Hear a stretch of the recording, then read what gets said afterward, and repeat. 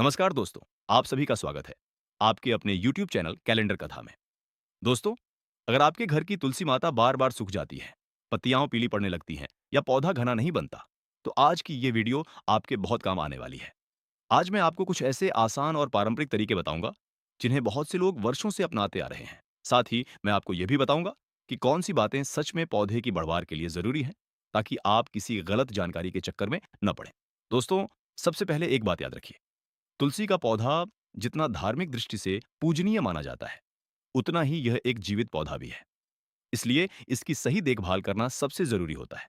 कई बार लोग कहते हैं कि तुलसी का सूखना अशुभ होता है, लेकिन असल में गर्मी, ज्यादा पानी, खराब मिट्टी या जड़ों में पानी भर जाने की वजह से भी तुलसी सूख सकती है।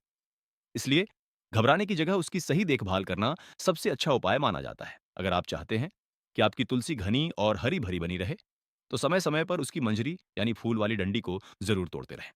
जब पौधा बार बार बीज बनाने में अपनी ताकत लगाने लगता है, तो नई पत्तियां कम निकलती हैं। इसलिए हल्की कटिंग करते रहने से नई शाखाएं निकलती हैं और पौधा ज्यादा घना दिखाई देता है। ध्यान रहे कि एक बार में बहुत ज्यादा कटिंग न करें, बल्कि धीरे धीरे पौधे को आकार दें। अब बात करते हैं मिट्टी की। तुलसी को ऐसी मिट्टी पसंद होती है जहां पानी जमा न रहे। अगर गमले की मिट्टी बहुत सख्त हो गई है, तो महीने में एक दो बार हल्की गुड़ाई कर दें, ताकि जड़ों तक हवा पहुंच सके। साथ ही घर में बनी सड़ी हुई जैविक खाद या गोबर की अच्छी तरह तैयार खाद थोड़ी थोड़ी मात्रा में डालते रहें।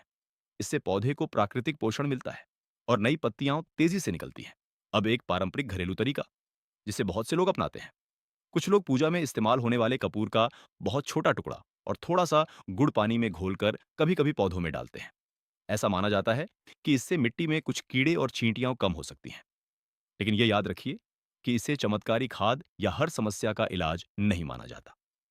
अगर इस्तेमाल करना ही हो, तो बहुत कम मात्रा में और कभी कभार ही करें। जरूरत से ज्यादा कपूर या गुड़ डालना पौधे के लिए नुकसान भी कर सकता है। पौधे की असली ताकत सही धूप, संतुलित पानी और अच्छी मिट्टी से ही आती है। दोस्तों, अगर आपकी तुलसी बार बार सूख जाती है, तो एक और आसान तरीका है। जब मंजरी पूरी तरह पक जाए, तो उसके बीजों को हल्की मिट्टी में दबाकर थोड़ा पानी दें। कुछ ही दिनों में नई नई तुलसी निकलने लगती है। यही कारण है कि कई घरों में बिना लगाए भी तुलसी अपने आप उगाती है। अब बात करते हैं पानी देने की। बहुत से लोग रोज रोज जरूरत से ज्यादा पानी डाल देते हैं। ऐसा बिल्कुल मत कीजिए। जब मिट्टी की ऊपरी सतह हल्की सूखी लगे, तभी पानी दें। सुबह का समय सबसे अच्छा माना जाता है। गर्मियों में दोपहर की तेज धूप में पानी डालने से बचें। अगर बहुत तेज गर्मी हो, तो दोपहर की धूप से थोड़ी सुरक्षा भी दें। अब मैं आपको एक छोटा सा धार्मिक उपाय भी बताता हूँ, जिसे बहुत से लोग श्रद्धा से करते हैं। रोज सुबह स्नान के बाद तुलसी माता को स्वच्छ जल अर्पित करें, दीपक जलाएं और श्रद्धा से परिक्रमा करें।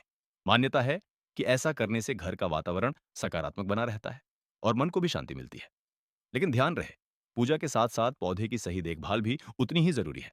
अगर आपके घर में चींटियां या छोटे कीड़े ज्यादा आते हैं, तो सबसे पहले मिट्टी की नमी, सफाई और जल निकासी पर ध्यान दें। जरूरत पड़ने पर नीम की खली या नीम के हल्के घोल जैसे प्राकृतिक उपाय भी अपनाए जा सकते हैं। इससे पौधे को कम नुकसान पहुंचता है और देखभाल भी आसान रहती है। दोस्तों, याद रखिए, तुलसी को हरा भरा रखने का कोई एक जादुई नुस्खा नहीं है। सही धूप, सही पानी, समय पर कटिंग, अच्छी मिट्टी और थोड़ी सी नियमित देखभाल, यही सबसे बड़ा राज है।